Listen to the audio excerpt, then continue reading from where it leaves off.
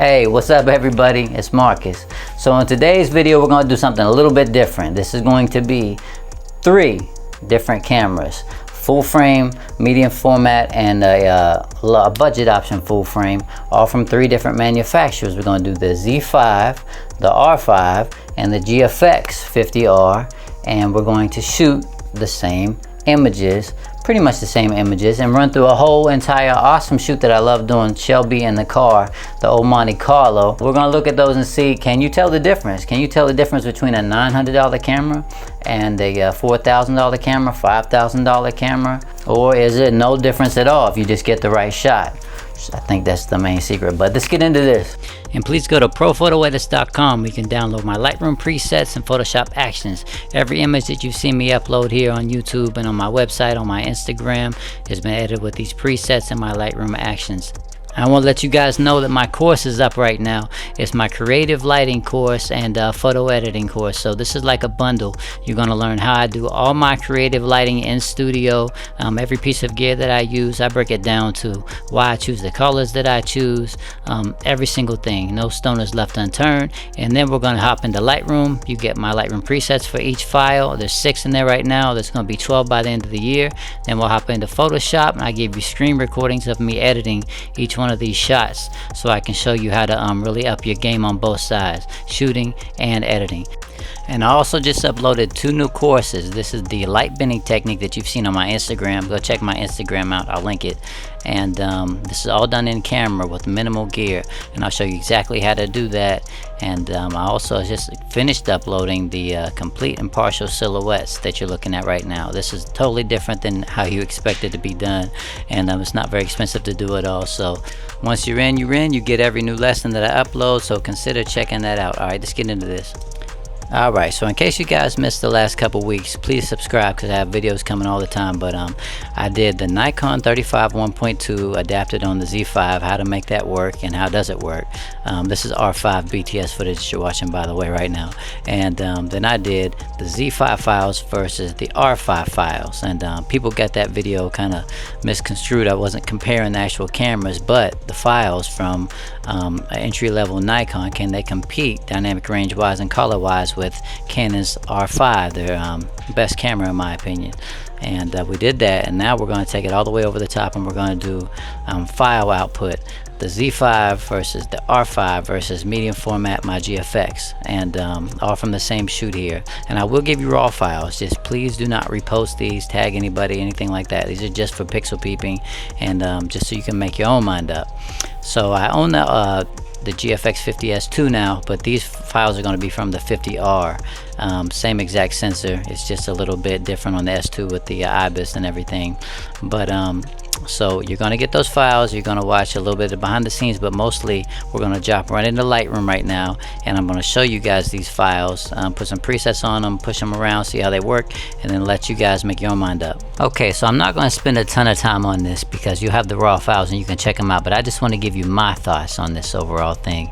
And you'll notice a theme here with what I always say. It's not the camera gear, you know, it's the actual work you put into the photo shoot and being confident with your gear. I always say if you take too much stuff to a shoot, which I did on this day just to kind of prove a point, you're missing shots because you're worried about what you haven't used and you're trying to use the wrong tools to fix the problem that, you know, you could just get with a different angle.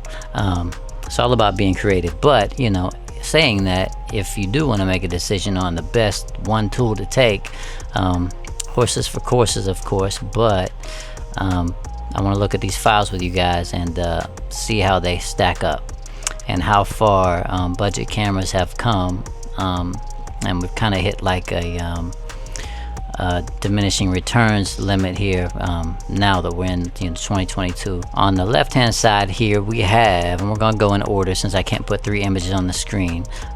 This is the 45 millimeter, which is a 35-ish equivalent on the GFX medium format, and it's a f2.8. That's as wide open as that goes, which is sort of like a around about a f2 on full frame. And over here we have one of my favorite lenses, a 35 1.2 Sigma Art, and that's wide open, and it is on the Z5 right? Now we have a preset on here right now, and I'm going to take it off in a second and let you see what the actual raw files look like, even though you'll be able to check them out. And I tried to frame it as much as I could. I was doing a real photo shoot here. You can see images from the shoot on my Instagram page if you're interested. So just go in here and I'll just briefly show you the difference between 24 megapixels and 50 megapixels and medium format. Now this isn't telling the whole story, and I'm gonna get into that in a second. Okay, you can't really compare this to the GFX because of the scaling. You know, this is 24, this is 50, so we're getting in almost, you know, twice as far, kinda, because the framing's different. You know, the sensor sizes are different. But let's check this out. Let's go in here and let's find the GFX file, and let's do this.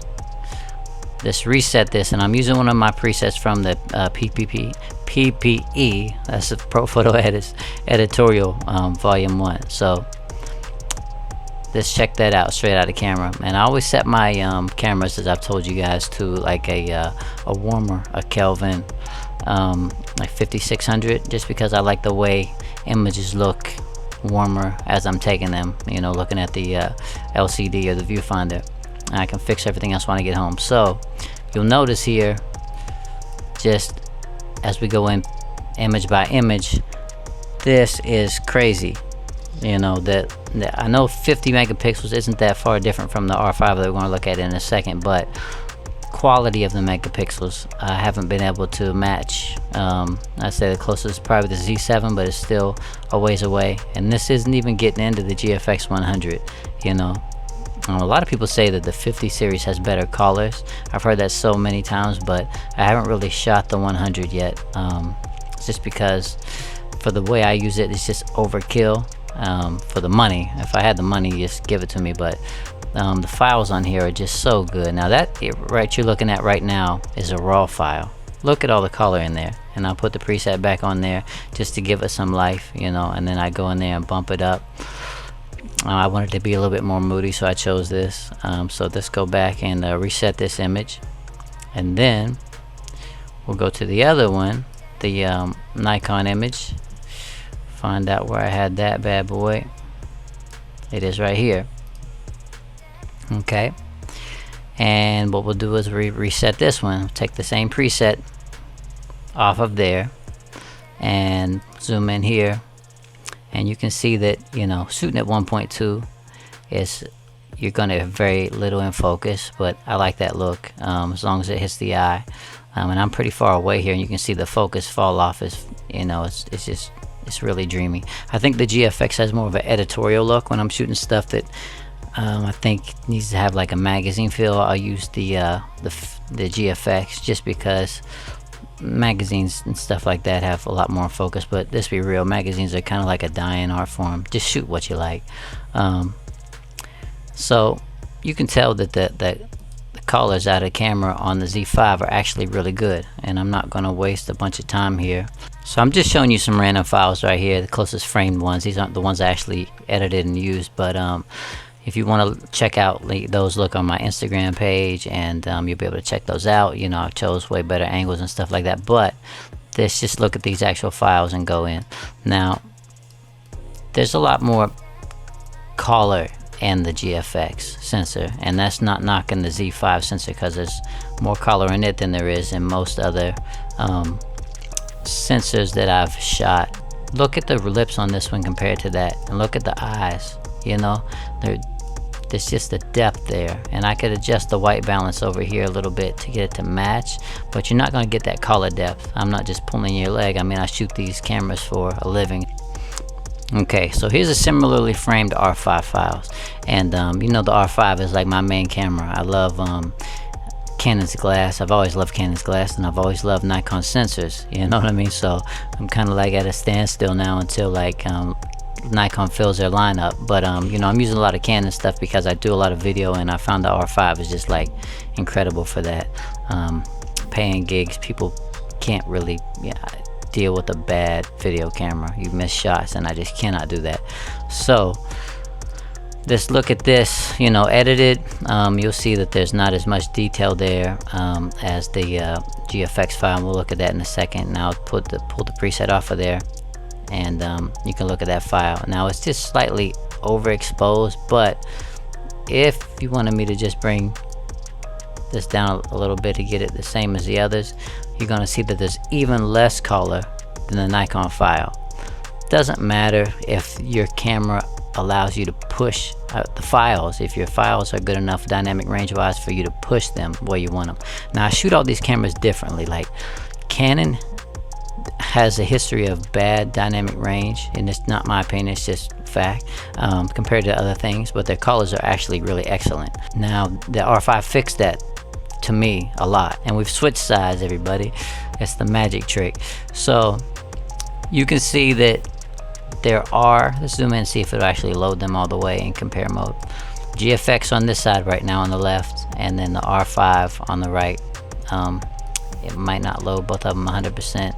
And this is with the 35 1.4 L2, the EF adapted version. They don't have an RF 1.4 yet, 35 or 1.2, what they're working on, which I'm sure will be incredible. But this lens is totally fine to me. Colors are really close, right? This has really good colors out of camera on the R5. Nice raw file. This is probably the best raw file that I've shot, and I haven't shot everything yet, the 100 notably, GFX 100, but outside of that, it's the best raw file that I think you can get. Camera wise, the best focusing camera that I've shot, and I know the R9 is here, so they'll probably change a lot of things for a lot of people, but it's even more expensive. R5 is the best camera under $5,000 that I've used for everyday everything. Never lets me down. It's always good to go. The colors are great.